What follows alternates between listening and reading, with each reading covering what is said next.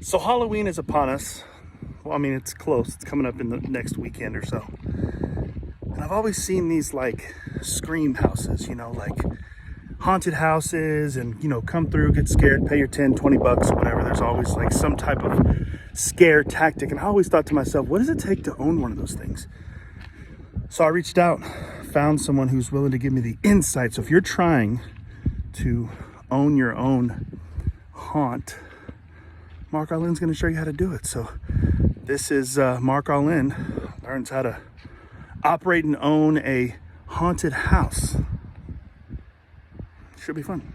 This right here looks normal the daytime. Obviously it's scarier at night, but apparently you just need some some real estate, some DIY, and let's figure this out. What does it take? Turns out, in order to own a haunted house, you just need to have some type of like weirdness and have weird friends. But no, let's ask him. Okay, I'm here. We're gonna ask him. Hopefully he doesn't give me his Batman voice. Hey, bro. What's up, man? All right, walk me through this, dude. Day one. Yeah, dude. So 2 years ago, I've always had a thing for haunted houses. 2 years ago, we were sitting around. I was like, hey, we got this carport. Nothing's in it but the hearse. Let's put some plastic up and make it like a walk-through haunted house for the trick-or-treaters. Be free. So we did it. Killed. It was all over Facebook. The kids talking about it. Kids were coming through 3-4 times. They loved it. So the next year, I was like, man, I'm gonna find me a building and we're gonna do this like legitimately. Next year, you mean like last year? Last year, yes. This was okay. So 2021. Okay. So around August, I was looking everywhere. I saw this building that was kind of abandoned. It didn't have this front piece on it, and the door was just hung open. So I came and looked, and it belonged to the city, and it was just full of crap, just nothing good. And so I went and talked to them. They said, yeah, they'd possibly rent it out or whatever. So I got a smoking deal, man, and we just started building walls. I had no idea, never done it before or anything. We just jumped right in and built a bunch of walls and made haunted hallways and kind of stuff up, man. In the process of getting this thing together last year, you mentioned you got like with the city. So the city owned this property here. I'm gonna do a 360. Yep, they own this property and that property there. That's the fire department. Yep. Okay, so this property here. And it's actually one address. This address is actually that property. Okay. We just have a side gate. Okay, and so when you were talking to them, this building was nothing? It was nothing. The guy that was here before was wanting to start a boxing gym, and then he just never, I don't know what happened with that. It just fell out. Yeah. Okay. Never used it. So did you already have, like, when you got the rent, a lot of people, their biggest thought would be, I don't have the money to blank, right? Did you have like a stack of cash somewhere? Or? No, so it was, we do a lot of construction work, building houses and stuff, and a lot of the material that we used in here was stuff that we had taken from like jobs, leftovers? Tear something down and we build something new, and we'd use the old stuff. Pretty much all of my walls last year was free. It was all just free stuff. I posted on Facebook, hey, if you have any leftover wood and stuff, I'll come clean it up for free. And in the city, when they asked you for rent, were they cool about it? Like, hey, this building was going to sit here anyways. They were just like, yeah, of course. Well, she actually, the city manager I've known for a while. She's we've just known her from the community. We did a bunch of t-shirts for them and stuff, but she actually didn't charge me rent last year. Last year, she's like, you can use it, see how it does. If it does good, then we'll start a lease up in January and you can have it for the next year. So last year, didn't cost me anything. Just kind of networking, talking to her, talking my way into a deal. Solving problems. Can we walk through it? Yeah. So this was not here last year. We had just kind of a thrown together little ticket booth. Okay. And the thing that we ran into was our rules. We were trying to go over our rules here. Okay. And the line was super rowdy. So the people. Oh, this is the line here. Yeah, that's the line. And you used to just come in over there and go through the door, but it was super rowdy, so people couldn't focus on the rules, and we had a bunch of walls knocked down and stuff. Is this where they take money here? Yep, that's their ticket booth, and my wife usually runs that. She takes the money there and gives them a ticket. Oh, so it's 10. How much is it? It's $10 per person. $10. Yep, and that's kids, adults, whatever. We got some shirts. Cash only, or? Cash App, Venmo, or PayPal. We don't do cards yet. Okay. We will. Okay. Then, so then to fix that, we made this room, and this is like where you'll just come in, close the door behind you. We've got a guy that works at this door in costume. So this technically isn't the haunted house started yet. This is not the haunt yet. No. So this is what you created.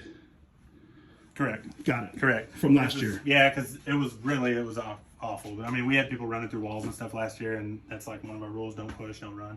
And that's what this room is. So it's black light. You just hang out in here, and we'll have the guy go over, go collect your tickets, and get you ready to go, and then we'll proceed on in here. So once you pass this clown thing, we're now. This is the You're show. Fully engulfed here now. And you'll come this way. We've got a bunch of strobe lights here, so it's hard to see. We've usually got some people hiding in the corner here to get their scares, a couple different places. How are you handling safety if this is all dark? Our actors do it a lot, Okay. and really through the rules. It's, take your time, go slow, watch your head, watch your step. We warn them about all the hazards that we have, and just make sure that they're not pushing and shoving. That's the thing. This wall here, we had somebody go through last year about 3 times. This wall. This wall, because it goes into another hallway. And then these are just kind of remnants of last year's show. We left them here. It's kind of a noisemaker. They've got some rods that they have, and they can hit these doors, and it just kind of a jump scare. Nice.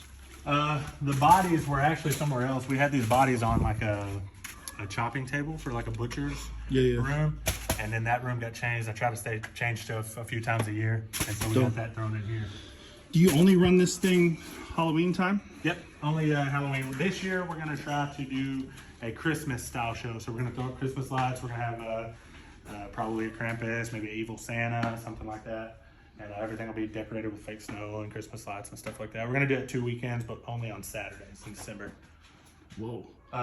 Yeah, this was originally from our haunt in our carport that I was talking about. This was like the only prop that we bought for that. This was the only thing that was automated, and it would swing, and she talks, she'll turn her head back and forth and talk to you. So you built all these walls. Yes, sir. And that was, when we got this, it was nothing. The only thing that was here, A shell. Yeah, it was just open, man. There was just nothing in there. I didn't have a plan either. I'm like, let's throw a wall here. Let's throw a wall here. Those are the best. Okay. We were trying a Christmas show last year, so I built this house. It was going to be like going into Santa's workshop, and we had a bunch of stuff come up. We didn't get to do it, so I just repurposed this for this show. Painted. I built all this on the wall. Sick. Then you can continue on. Got a creepy little stuffed animal room. This was built to be my daughter's personal room. All of these were free. Every stuffed animal that you see here was free, completely free. We had some people donate them to us. And then this is part of the costume that goes here. It wears around the neck, and then they can hide behind it with a mask. Oh my And just gosh. fully blend. This is a good room. You don't have to be loud or anything. You can get some good scares in this room. Okay. And then we built this to kind of be a faux outside. Built these windows here, and we've got a blue light out there. It looks like the blue moon shining to you. And that used to be our sound room. And then it just didn't work out, so we moved the sound to another wall. What type of music is playing when you say sound wall? It's like we've got loud heartbeats, we've got like witches cackling, wind blowing, thunder, stuff like that. Just whatever creepy we can play, loud. A lot of bass so people can feel it. And then these are this is how a lot of our walls are. It was man, honestly, it doesn't cost a lot to put this type of stuff up. It's a lot of repurposed lumber with this plastic sheeting on it. That's sick. And then this is where we wanted to give the look like we're going into like an industrial type room. I've got a background in nuclear plants, so this is like warning signs kind of leading you into, setting you up to the next industrial type setting. And then this room is supposed to be like a melting down power plant. We've got a water prop here that's got glowing green water that comes out with a dead guy. We've got an evacuation light here that runs. And we try to play some kind of like a siren or something in this room so that it sounds like an evacuation, you know. Another big thing with haunts, in my opinion, that I've always looked for is elevation changes. Yes. It's one of my favorite things. It just makes you seem like you're going further than you are. And you built this too? Correct. Built this too. This top part here was a workbench that somebody gave us. This was just a workbench, and I added stairs and a ramp to get to it. You got me going down here, dude. This is a really cool shot here too, man. You can look across and you can kind of just see how many walls we've had to build and how we have it braced off, and just Wow. let's see what all goes into it.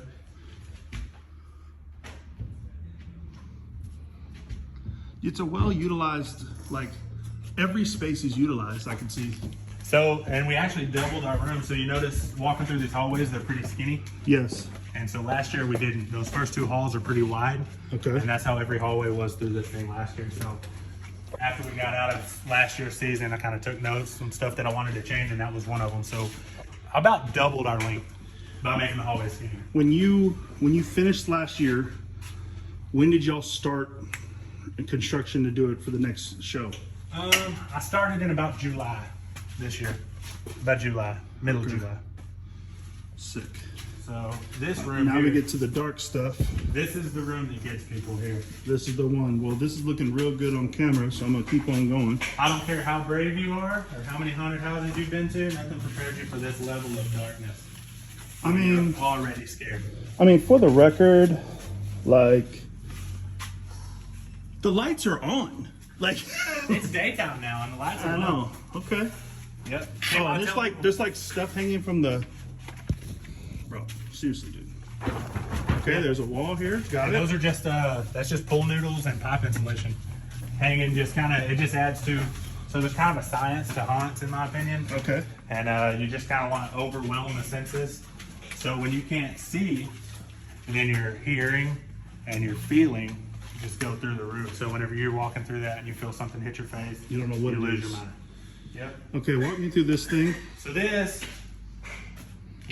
I'll get it turned on and let you check it out. But this here is like a frozen lake. This is called our swamp effect that we do. We've got 2 rooms that have this, and this one's blue.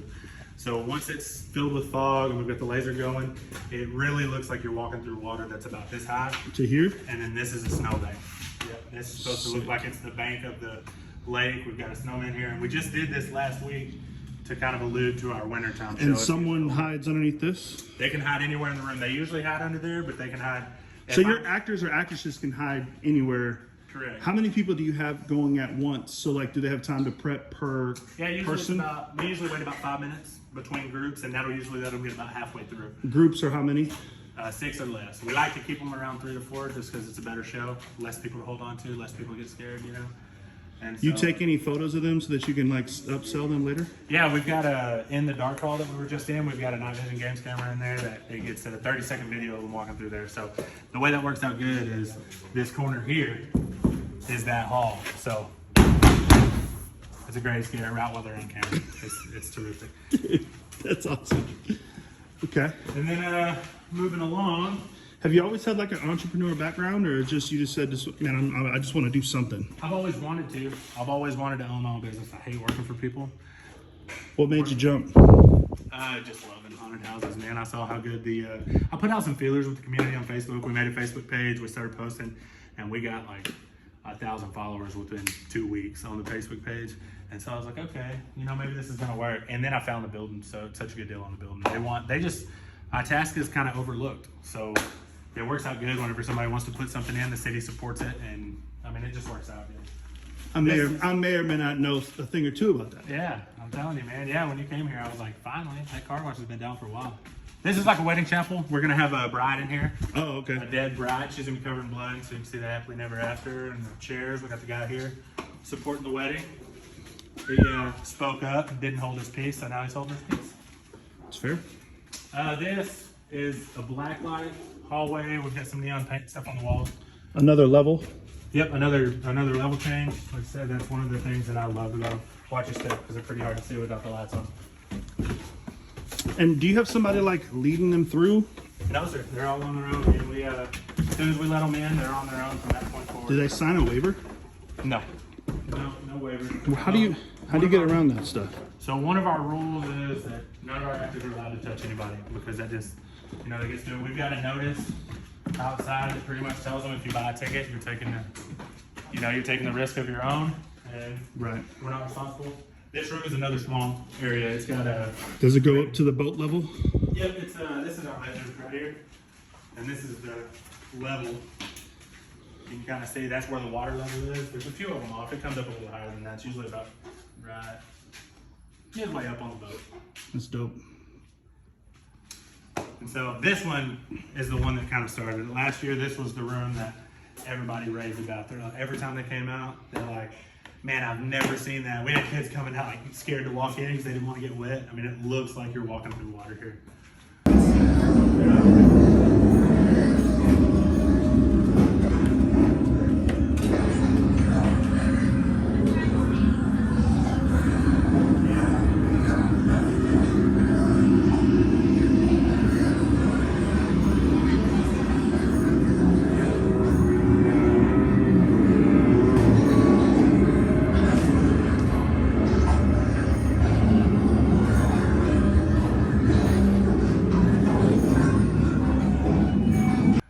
so sick. It had to stay. This is the only room that And we the didn't fact that you go up and you go down, it does look like I'm excited to see it. Yeah, man, I'm excited. So you said this is the only one that didn't change? It didn't change. This is the only room that we kept the original from the original show last year, and just because it was such a big hit. We've even got, you're on a swamp, you're on a dock, you're fishing. So our actors will even be down here and they'll play with these, get these moving. Kind of add to it, man. Like I said, if you can overwhelm people, give them a lot of stuff to look at, then they're distracted and your actors can really Get going.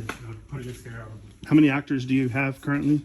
We've got 8 paid positions, and then every weekend we usually have about 2 to 3 volunteers. Sick. And then this is our clown room. We've got 2 clowns that work in here. One of them is a volunteer, and she's only about 8 years old, so it's terrifying because she's a kid clown. And then we've got another kid that works in here that's 17 or 18. He's our main attraction. All of this is black light, so this gets tied up and open, and it just reflects with the black lights and stuff. Super cool. And then, if you're lucky, you get here on a good night, we're running the foam. Okay. Well, this will be full of bubbles. This room up just like foam bubbles up to about here. You have to walk through it. That brings you to the end of the hop. That's sick.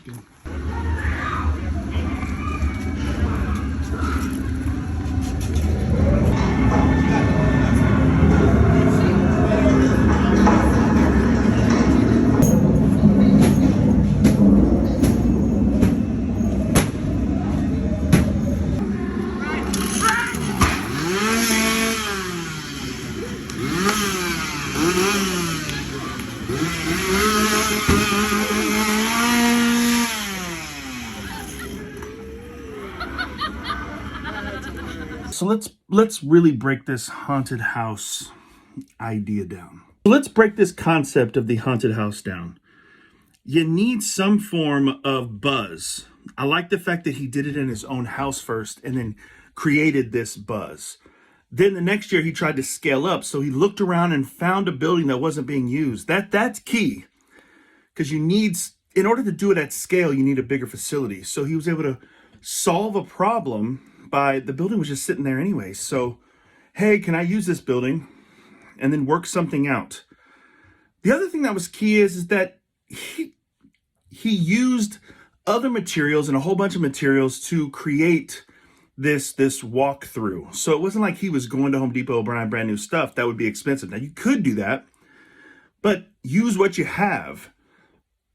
Lastly, he was telling me about costs and the breakdowns. And basically, if he's charging $10 a head, doesn't matter how old or young you are, it's $10. You just got to do 100 people a night to make $1,000. That seems awesome. Now, obviously, you got actors that you're paying and actresses that you're paying, but all in all, he told me that the goal is to make over $10,000. 10 nights, $10,000?